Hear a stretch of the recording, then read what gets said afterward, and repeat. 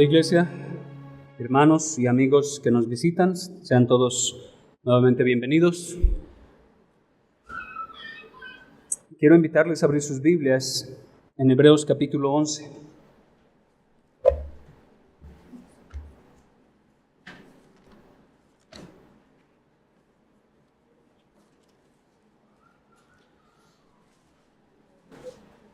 Y voy a dar lectura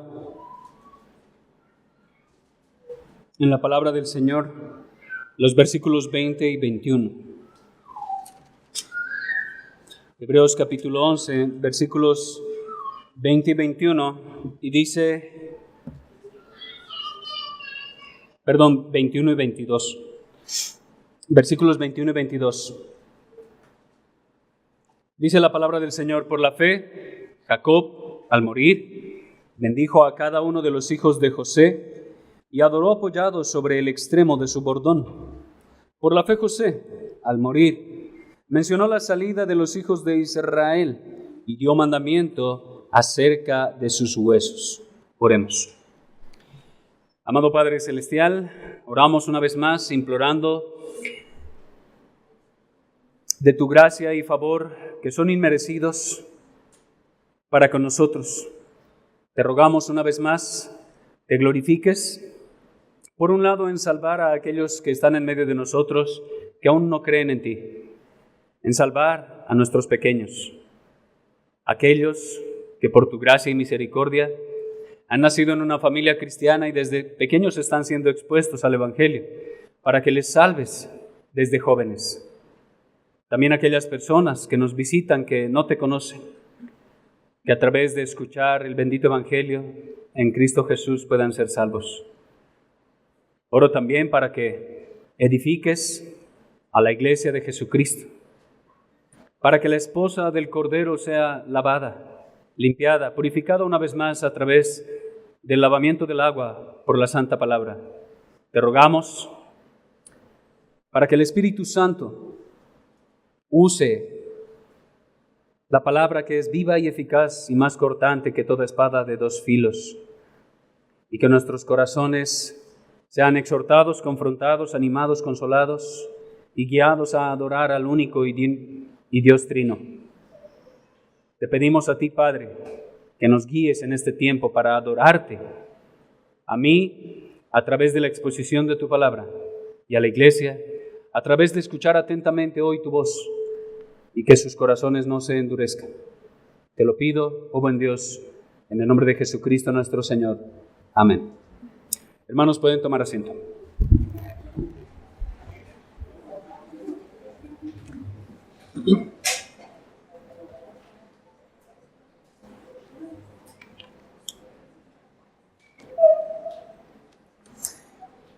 Un comentarista de la carta a los Hebreos dice que el tema central en estos versículos que vamos a estudiar el día de hoy es la fe que mira al futuro, pero confiando en las promesas de Dios que se dieron en el pasado.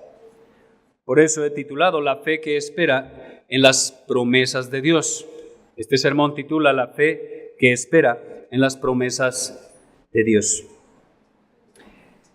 El autor de Hebreos no comenta nada de lo que estas personas hicieron a lo largo de su vida que de alguna manera manifestara su fe. No sé si se dieron cuenta, pero en ambos casos la fe que va a mencionar es cuando van a morir.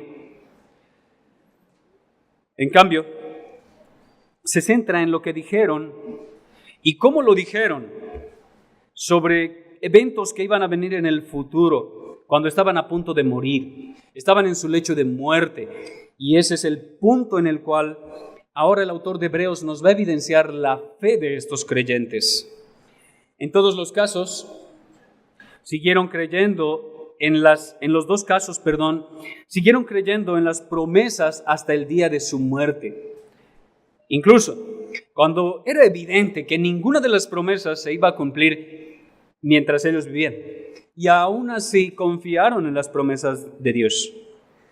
Por eso podemos decir que por improbable que parezca, la situación en la cual se encuentra un creyente, la fe, confía en Dios para el futuro y cree que Dios cumplirá certeramente lo que Dios ha prometido. Esta marca de la fe es una evidencia y consuelo para todo creyente, pues la paciencia es una elevada virtud cristiana y es además fruto del Espíritu Santo. La paciencia en medio de las pruebas y dificultades, esperando, anhelando que las promesas de Dios se cumplan, es una gran virtud cristiana. Hoy, amados hermanos, quiero que veamos a dos ancianos. Físicamente débiles y moribundos, pero espiritualmente fuertes y maduros. Eso es lo que vamos a ver. Dos ancianos, físicamente débiles y moribundos, pero espiritualmente fuertes y maduros. Así que vamos a ver dos cosas básicas. Número 1, la fe de Jacob. Y número 2, la fe de José. Eso es lo que vamos a ver. La fe de Jacob y la fe de José. Veamos en primer lugar la fe de Jacob en las promesas de Dios. La fe de Jacob. Y eso lo vamos a ver en el versículo 21.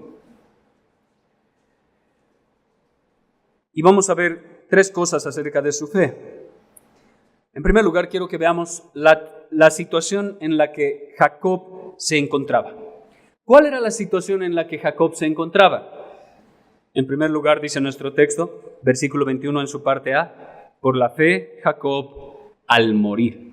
Ahí encontramos la situación en la cual se va a evidenciar su fe. El autor de Hebreos está haciendo alusión a algo que se encuentra en Génesis capítulos 48 y 49. O sea, está retrocediendo muchos años atrás, a Génesis capítulos 48 y 49, donde Moisés, en medio del desierto, redacta la muerte de Jacob. Pero quiero que veamos de forma breve cómo Jacob llegó a esa situación que ahora nos presenta el autor de Hebreos. Veamos de manera muy breve cómo llegó Jacob a esa situación que nos menciona el autor de los Hebreos. Jacob, por si no lo conocen muchos de ustedes, es el segundo hijo de Isaac, o sea, es el hijo menor de Isaac, y es nieto de Abraham, el padre de la fe. El significado del nombre de Jacob es el que toma por el calcañar, o también se puede traducir como el suplantador, aquel que suplanta. Si conocen su historia, podríamos decir que es sumamente sorprendente que él haga parte de los héroes de la fe. ¿Por qué? Porque aunque no sabemos en qué momento el Señor le salvó, él realmente fue salvo por la gracia de Dios. Sin embargo, aunque él fue un creyente, como dice un autor, y esta cita va a ser un poco extensa, pero un autor llamado David Burt dice: Jacob dedicó buena parte de su vida a simplemente amontonar riquezas por medios que frecuentemente eran indignos, empleando el fraude, la mentira y el engaño. Gran ejemplo de creyente, ¿cierto? Pisoteó los derechos de su hermano, engañó a su padre, estaba dispuesto a despreciar las obligaciones más elementales y las relaciones humanas más entrañables con tal de salirse con la suya. Era una persona sin escrúpulos, entregada al engaño, la intriga y la mentira. Ese es el hombre del cual el autor de los Hebreos dice: por la fe Jacob al morir. Jacob, sin embargo, tuvo que ser disciplinado fuertemente por Dios a lo largo de su vida, pues todo aquel que Dios recibe por hijo es amado por medio de su disciplina. Y debido a que Jacob era un hijo de Dios, tuvo que ser disciplinado. Acabó su vida ciego, cojo y desilusionado. Ese fue el final de la vida de Jacob, ciego, cojo y desilusionado. Sin embargo, transformado por la disciplina divina en un hombre de fe que despreciaba los bienes mundanos por amor de los bienes venideros. Pero antes de morir, por la fe, Confió en las promesas de Dios bendiciendo a sus descendientes. Antes de morir, evidencia su confianza en la promesa de Dios y bendice a sus descendientes. Recuerda esto a todo creyente, que debemos morir todos los días a nosotros mismos. Hermanos, todos los días debemos morir a nosotros mismos para decir un día, el morir es ganancia. Si toda tu vida, dice un pastor, estuviste muriendo y muriendo y muriendo a ti mismo, entonces al final, cuando te enfrentes a la muerte solo, recibirás a una vieja amiga para morir una vez más. Y ese fue el final de Jacob, recibir a la muerte como una vieja amiga. Y eso nos guía a lo segundo. Ese fue el estado en el cual él se encontraba. Pero lo segundo en relación a su fe en las promesas es la bendición de sus nietos.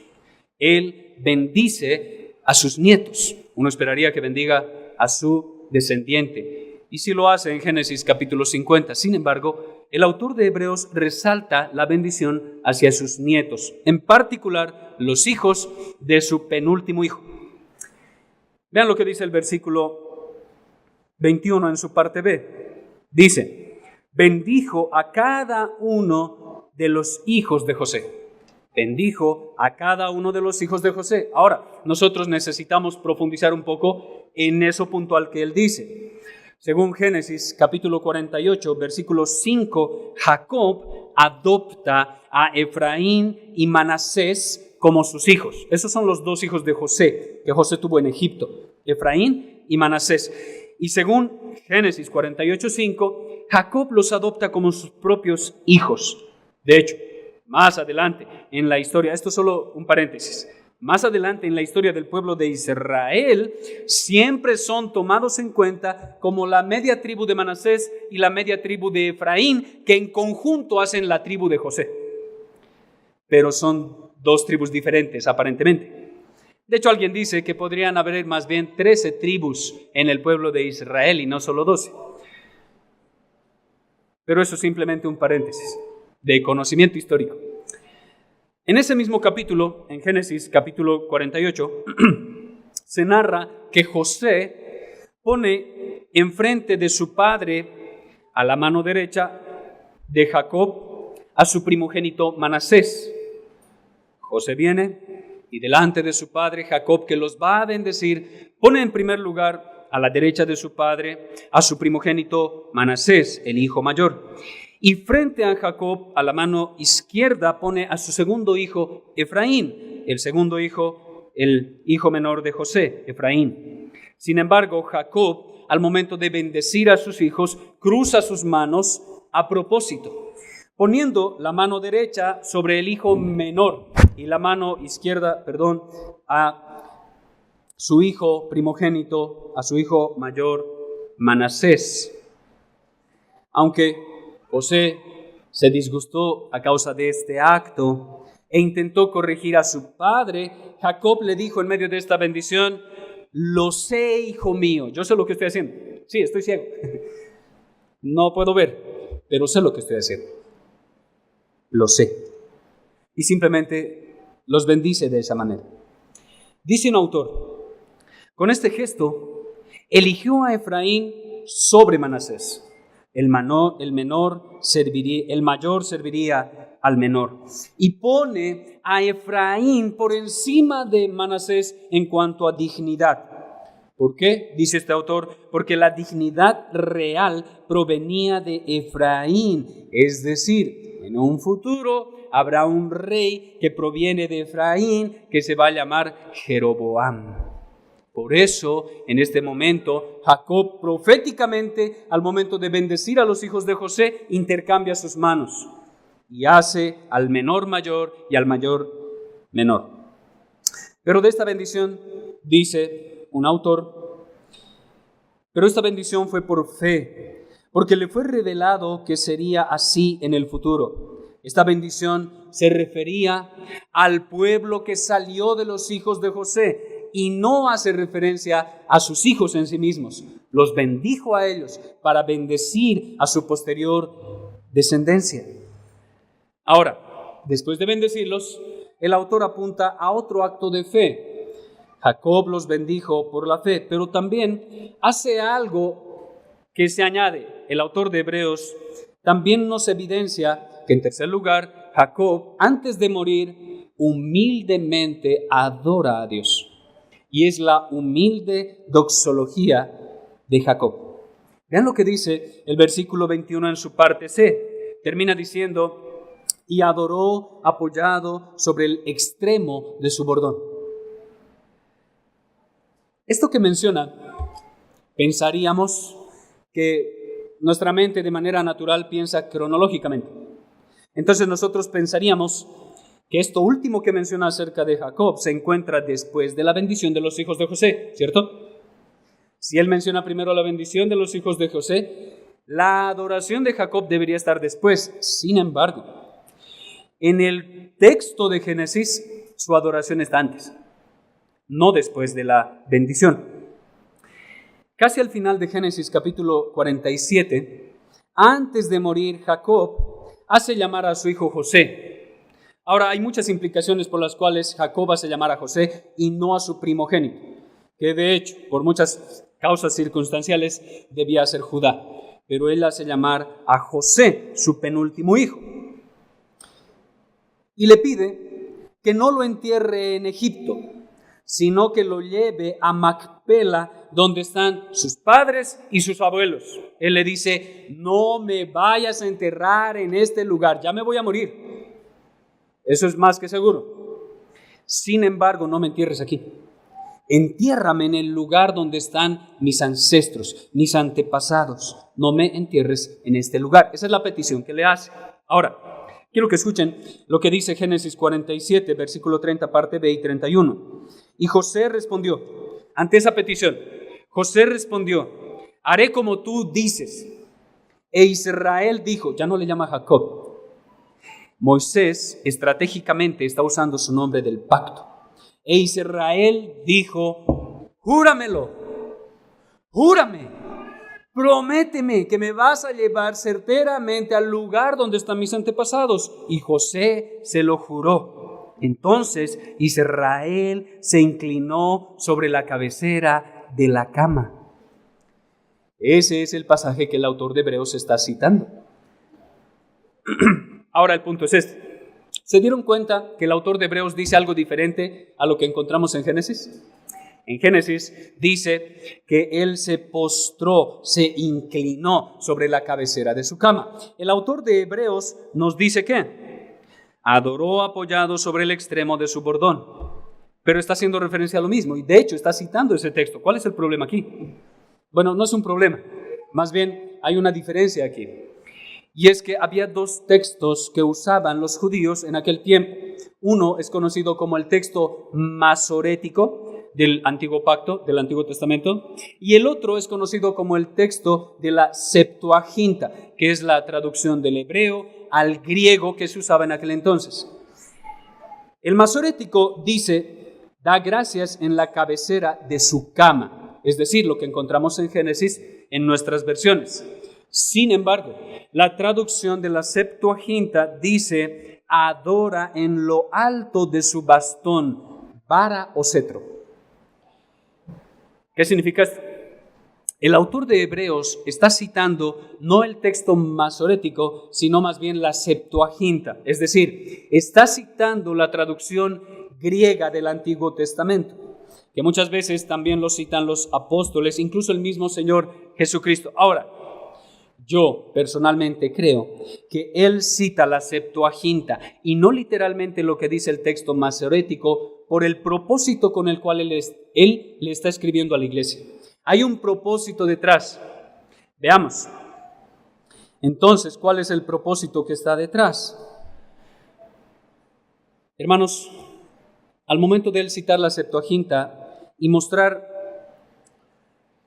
a Jacob postrándose delante de una vara, no está hablando de su bastón o de su vara para poder caminar. Sí, él estaba cojo, pero creo, como muchos autores, que está hablando del cetro que José poseía como gobernador como segundo al mando en medio de Egipto. Él se está tomando de él para adorar. No está hablando de un bastón de Jacob, está hablando del cetro de poder que tiene José. Ahora, ¿por qué creo eso?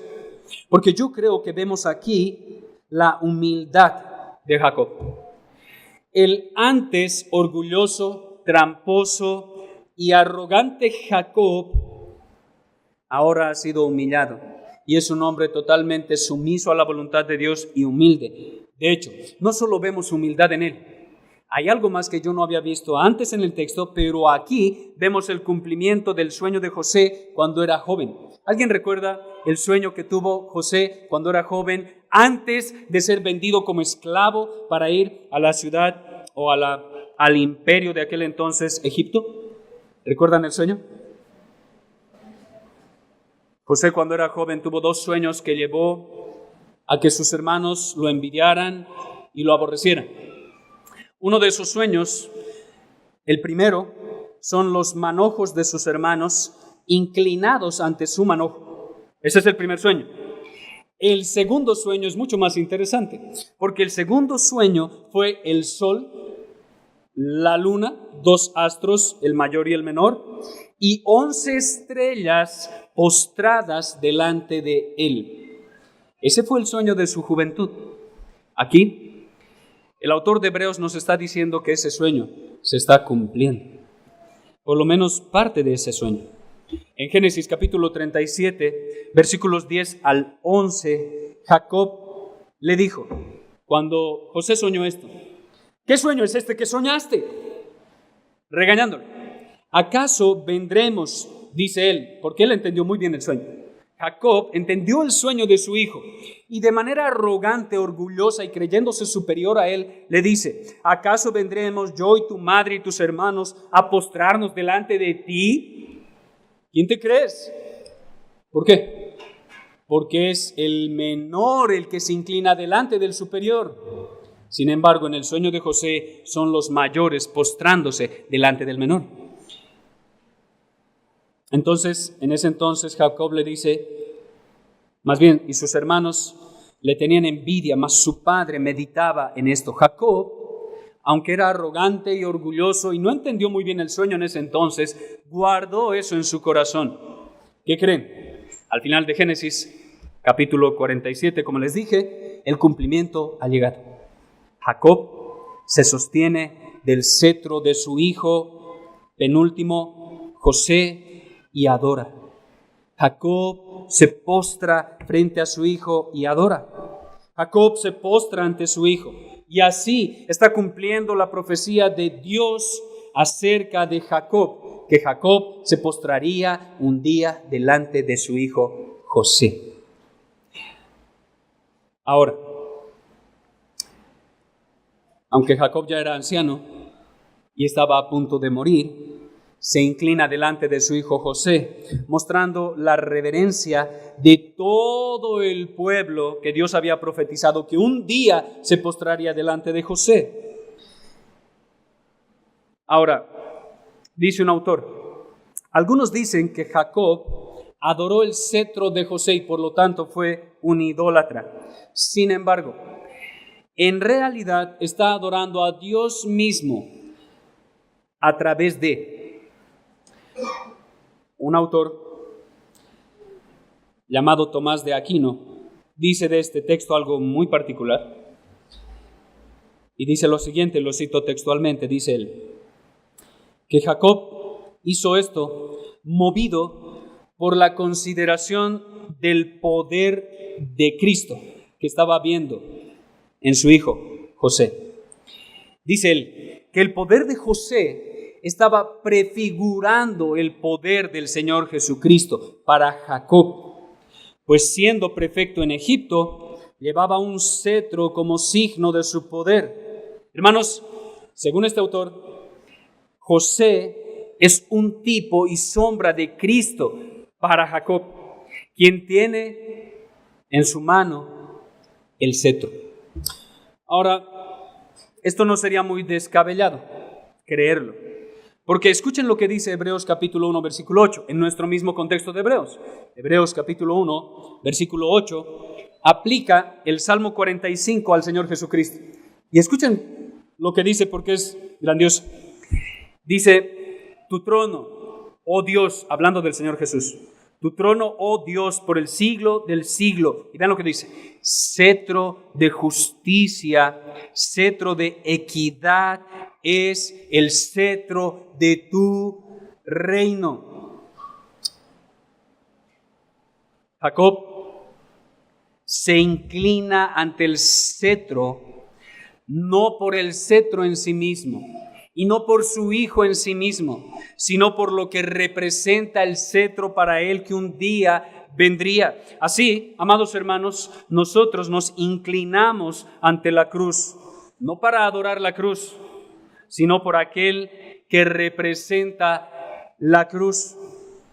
De hecho, algunos, al escuchar un precioso himno que dice en su coro, oh, yo siempre amaré esa cruz, creen que estamos rindiendo un culto de adoración idolátrico a la cruz. Y sin embargo, nosotros podemos decir legítimamente, amamos esa cruz, no por la cruz en sí misma, sino por aquel al cual representa. Oh, cuánto estimo yo esa cruz, pues en esa cruz, aquel que era santo y puro, se hizo maldición por ti y por mí. Amados hermanos, amamos esa cruz porque sostuvo al bendito, haciéndole maldito, para que nosotros fuéramos benditos en su maldición. Mis amados hermanos, Jacob se estaba inclinando proféticamente delante de aquel que es tipo y sombra, delante del cual toda rodilla se doblará un día. Jacob no se está postrando delante de un hombre simplemente, sino de aquel que tipifica al Dios que tomó sobre sí naturaleza humana. Y todo eso lo hace por fe. Ahora pasemos a la fe de José. Ya vimos la fe de Jacob, una fe increíble, pero ahora quiero que veamos la fe de José. Y quiero que veamos tres cosas también acerca de la fe de José. Número uno, la situación en la que se encuentra. Es similar a la de Jacob, aunque hay una diferencia. Vean lo que dice el versículo 22 en su parte A. Dice, por la fe José al morir. La situación es la misma. También está a punto de morir. Su nacimiento, hablando un poco de José, lo encontramos en Génesis capítulo 30, versículos 22 al 23, donde dice, y se acordó Dios de Raquel. Recuerden, Raquel era estéril, no podía tener hijos. Pero Dios se acuerda de Raquel, no que Dios pueda olvidar, sino que tiene misericordia de esa mujer. Y la oyó Dios y le concedió hijos. Ella tuvo 2 hijos. El primero se llama José, el segundo se llama Benjamín, el último hijo de Jacob, con esta mujer. Pero aquí nos habla de José, y dio a luz un hijo, y dijo, Dios ha quitado mi afrenta, y lo llamó José. José entonces es hijo de Jacob y Raquel. Jacob tuvo varios hijos, con 4 mujeres diferentes. La que más amaba es Raquel. Por lo tanto, José es el penúltimo hijo de Jacob. Y la historia de José realmente es algo increíble. Y de hecho ocupa gran parte de Génesis. ¿Cómo inicia su historia? Trágica. José es vendido a mercaderes madianitas por sus propios hermanos. Su propia familia lo vende. De hecho, gran parte de la historia de José tipifica a Cristo en su sufrimiento. Después es vendido a un hombre llamado Potifar, quien lo manda a la cárcel por los engaños de su esposa lujuriosa. En la cárcel es olvidado por varios años por un copero al que le ayudó. Pero gracias a la interpretación de 2 sueños de Faraón, vean que estoy resumiendo mucho de Génesis, fue puesto como el segundo en autoridad en todo Egipto. Aquí, cuando él llega a ser el segundo en Egipto, es donde los maestros de escuela dominical erran grandemente. Porque les dicen a los niños, escuchen bien, si se portan bien y hacen lo correcto y esperan en Dios y no mienten, podrían llegar a ser presidentes. O como José, vicepresidentes. O incluso podrían llegar a ser dueños de grandes compañías, pero pórtense bien, como José. Bueno, eso no es adecuado. Esa no es una aplicación correcta de ese texto, o por lo menos de la vida de José. Porque aunque la visión de José, de su estado económico, político y social, desde nuestro punto de vista podría verse muy elevado, para José no lo era.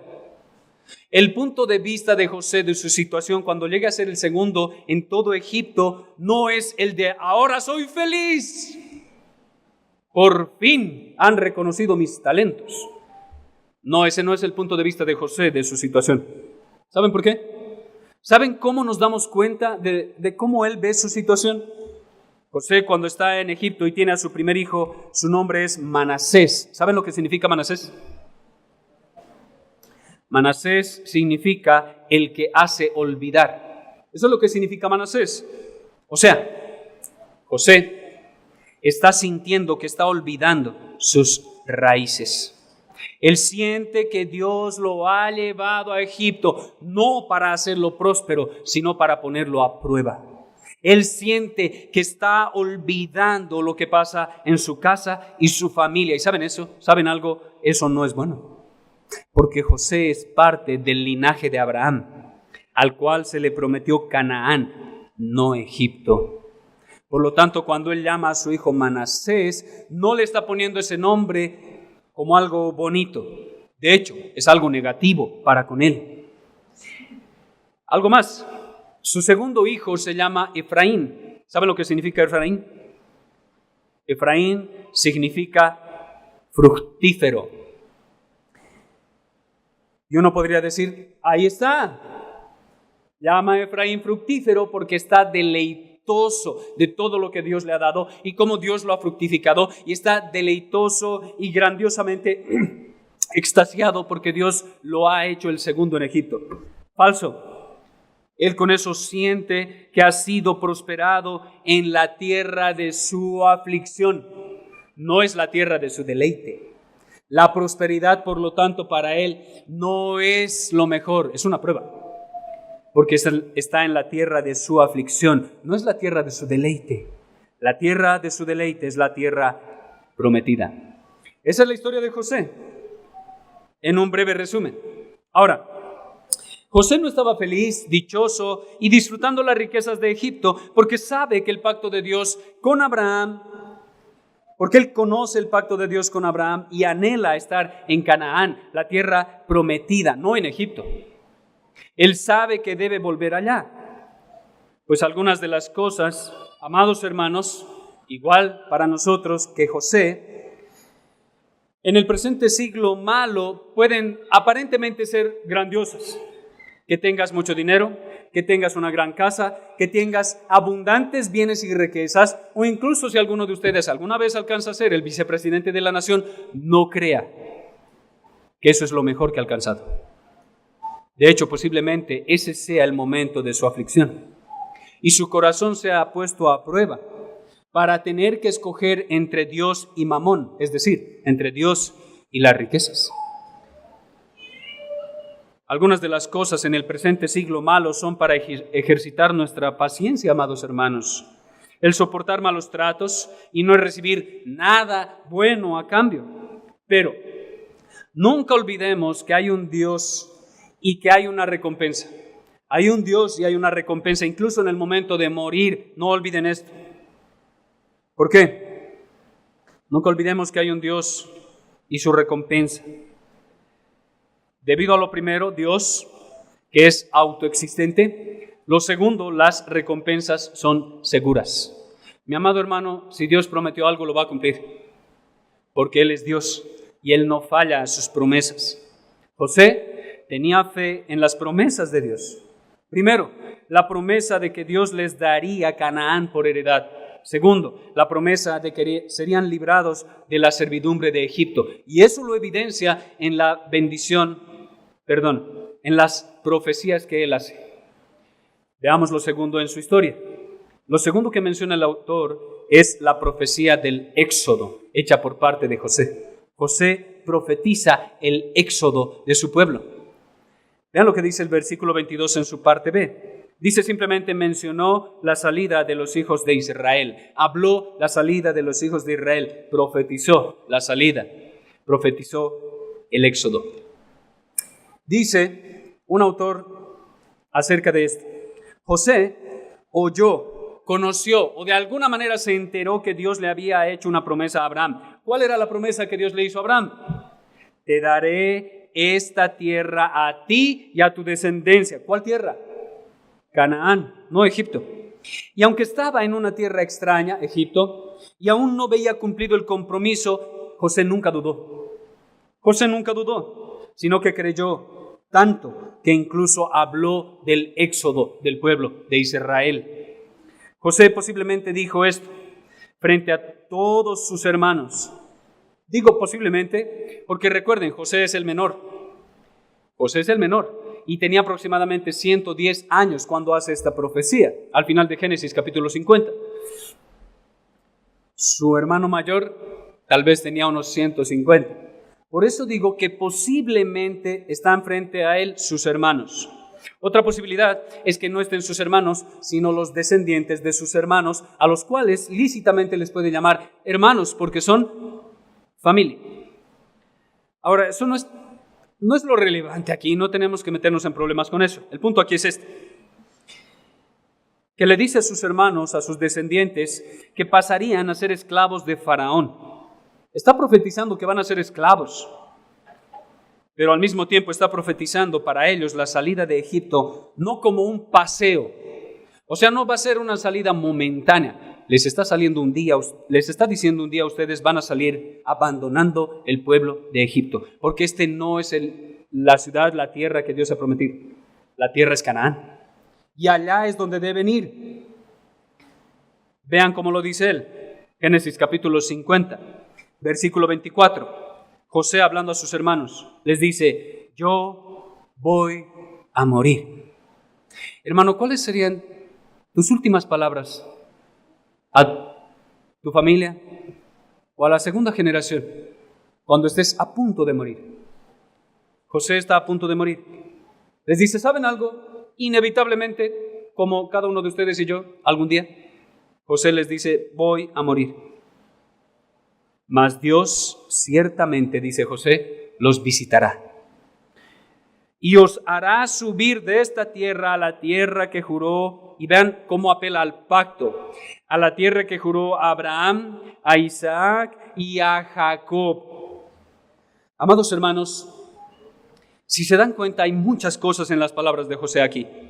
Primero, había mucha firmeza en sus palabras. Él no está dudando, no dudó. Él no les dice, familia, reúnanse, ¿saben algo? No sé, tal vez, no estoy muy seguro, pero ustedes van a ser esclavizados, van a sufrir porque ahora me voy a morir y yo soy el segundo al mando en Egipto, va a venir otro, se va a olvidar de mí, se va a olvidar de ustedes, los van a esclavizar y tal vez alguna vez salgan. No, en sus palabras hay seguridad. Había firmeza. Como dice alguien, les hizo visible lo invisible a través de la fe. A través de la fe les hizo visible lo invisible. ¿Qué estaba invisible? Su esclavitud, pero también estaba invisible su libertad. Porque la fe fortalece lo débil y capacita los sentidos para confiar incluso cuando es imposible confiar. Pero José confió. José posiblemente conocía lo que Dios le dijo a Abraham en Génesis capítulo 15, versículos 13 al 14. Ahí nos remontamos mucho más atrás. Pero ¿saben qué le dijo Dios a Abraham? Le dijo, ten por cierto que tu descendencia, ahí ni siquiera tenía hijos, y le dice, tu descendencia morará en tierra ajena y será esclava allí, y será oprimida 400 años, mas también a la nación a la cual servirán juzgaré yo, y después de esto saldrán con gran riqueza, lo cual se cumple en Éxodo capítulo 12, versículos 40 al 41, que en este momento José está afirmando. José posiblemente conocía esas palabras de Dios a Abraham y ahora se los está recordando. Amados hermanos, me voy a morir y serán esclavizados, pero un día serán también libertados. Qué gran firmeza en este varón. Ahora, quiero que veamos lo tercero. Aparte de él profetizar el éxodo del pueblo de Israel, en tercer lugar brinda esperanza y aviva la fe de sus hermanos. Y eso es grandioso, porque José al morir ni siquiera está pensando en él, está pensando en ellos. Sí, los que lo vendieron, los que lo enredaron, los que lo traicionaron, aquellos que hablaron mal de él, aquellos que lo aborrecían, y José hablando bien de ellos y pensando más en ellos que en él. Esa es la fe, una fe que brinda esperanza y aviva la fe de la segunda generación, de la tercera, de su familia. Vean lo que dice el versículo 22, parte C, al final. Y dio mandamiento acerca de sus huesos. Y alguno de ustedes podrá decir, pastor, y ahí donde vemos que él brinda esperanza a sus hermanos. ¿Dónde él está avivando la fe de los suyos? Simplemente dice, dio mandamiento acerca de sus huesos. Bueno, quiero que escuchen esto. Al final, a punto de morir, él convoca ya no solo a sus hermanos. Hay varios comentaristas que dicen que aquí está convocando a los hijos de sus hijos. A los hijos de sus hermanos. Ya no solo a sus hermanos, sino a toda la familia congregada delante de ellos,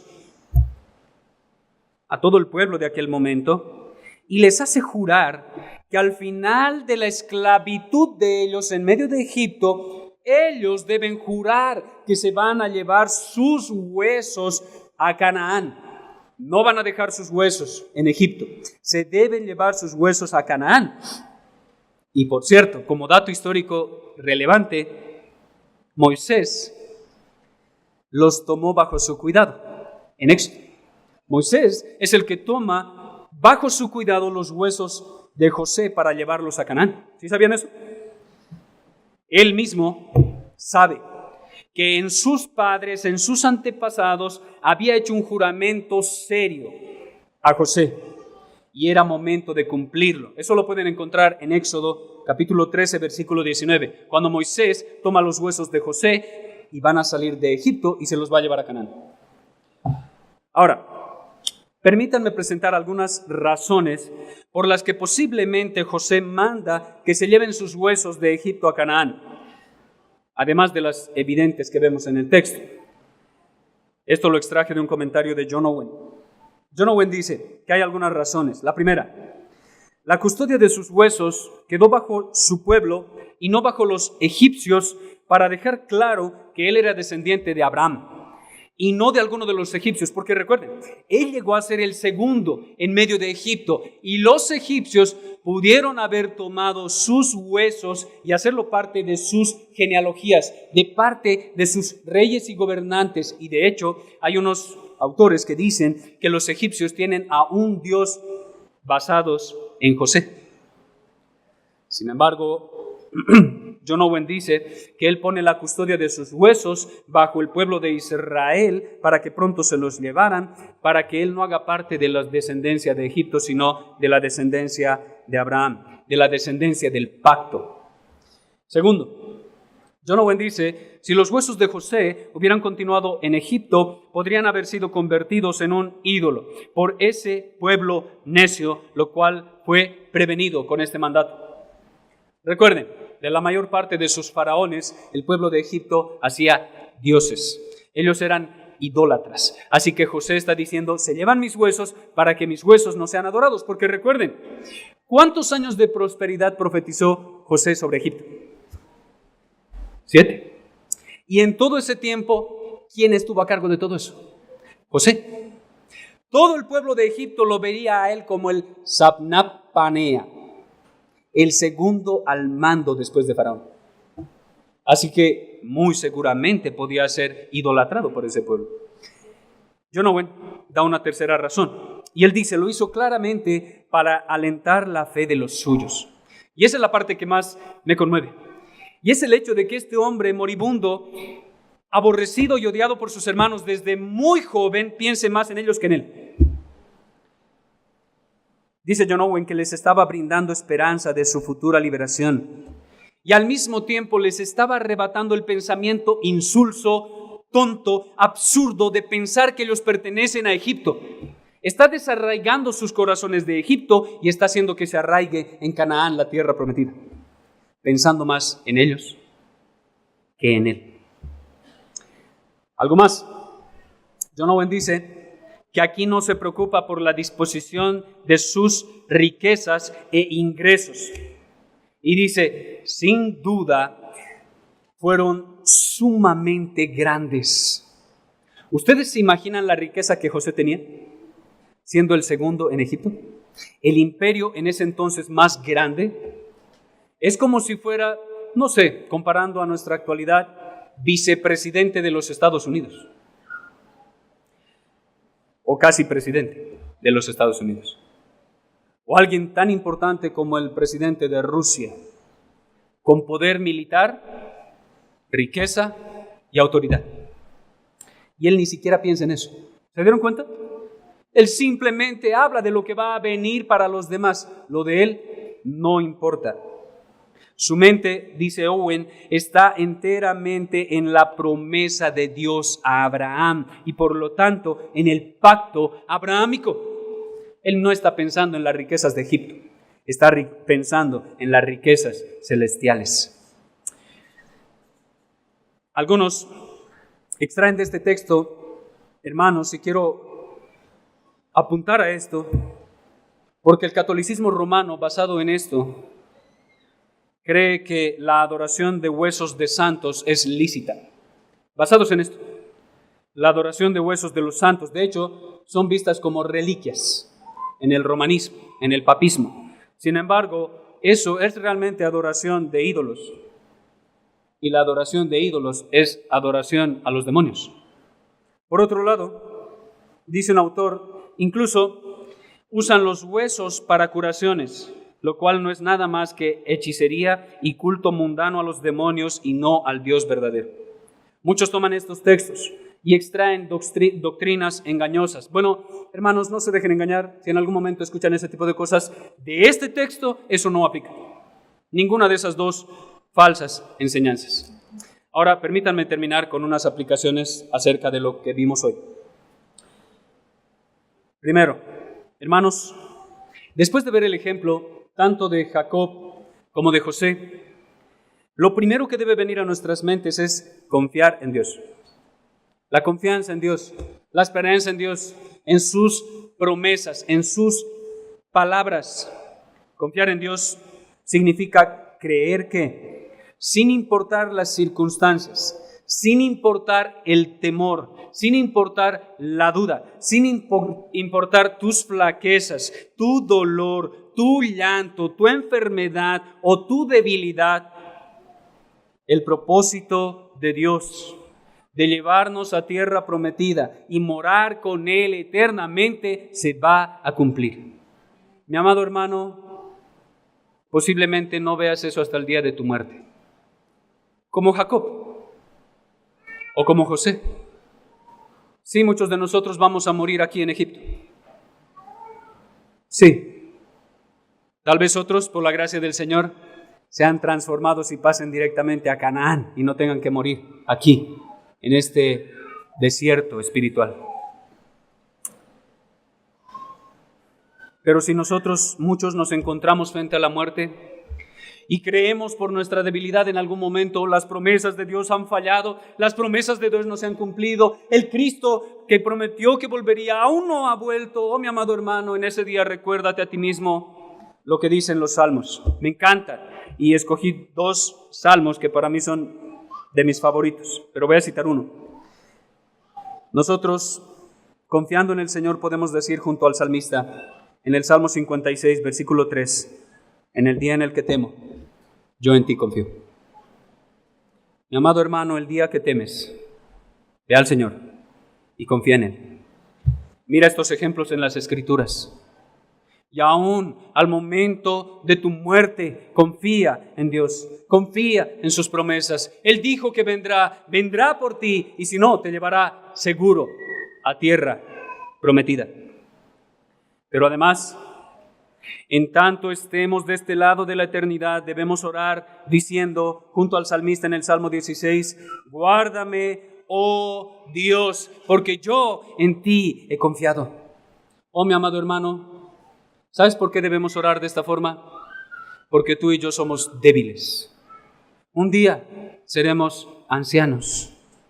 Tal vez como Jacob, moramos ciegos, cojos, tal vez algunos de nosotros sordos.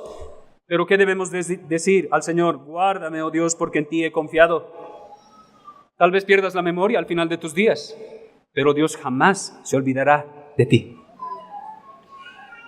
Esta confianza nos da paz y fortaleza, mi amado hermano, para enfrentar los desafíos de la vida y así poder llegar pronto a la ciudad celestial, nuestra morada. Recuerda, no perteneces a esta tierra. Recuérdate a ti mismo todos los días, soy extranjero y peregrino aquí y ahora, y mi tierra no está en esta tierra.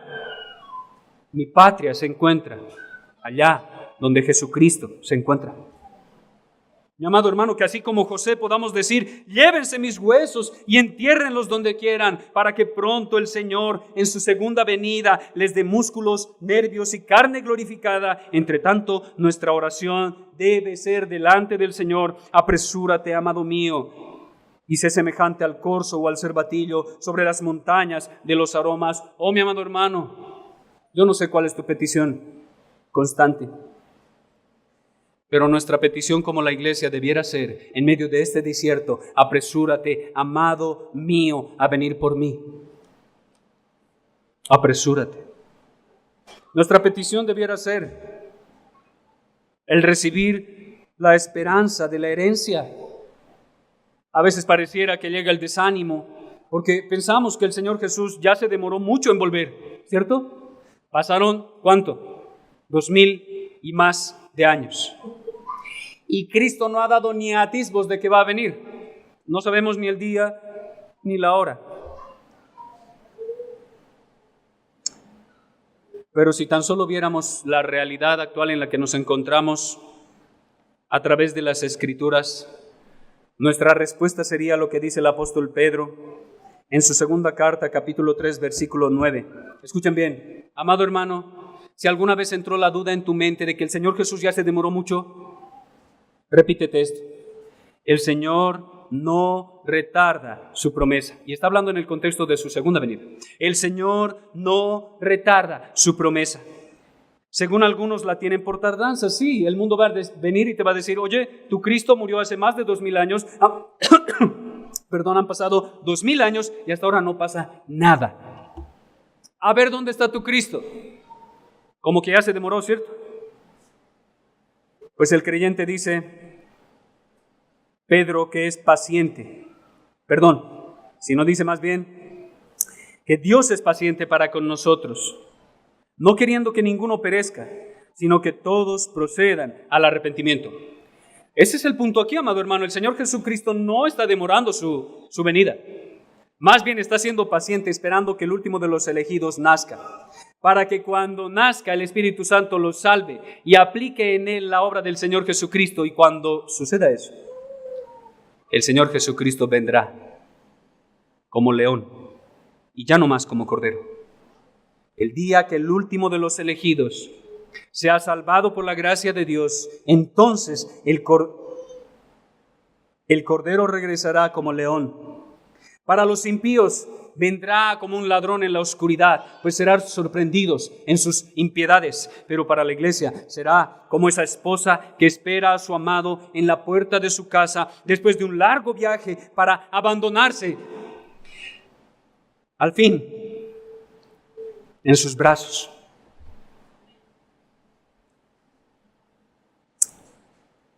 Mi amado hermano, la venida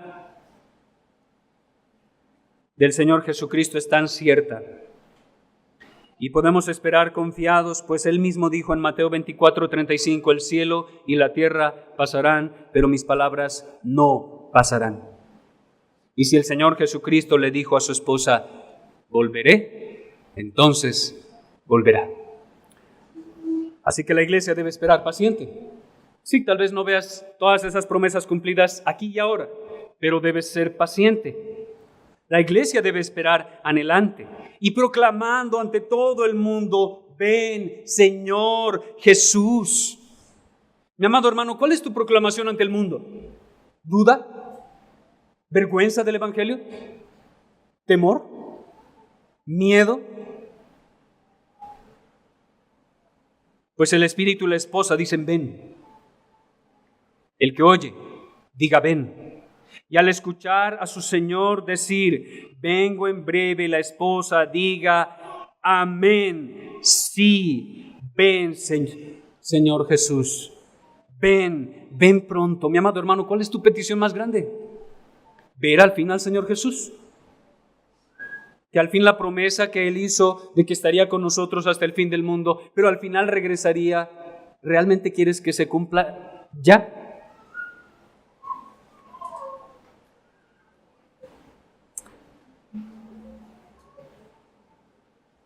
Mi amado hermano,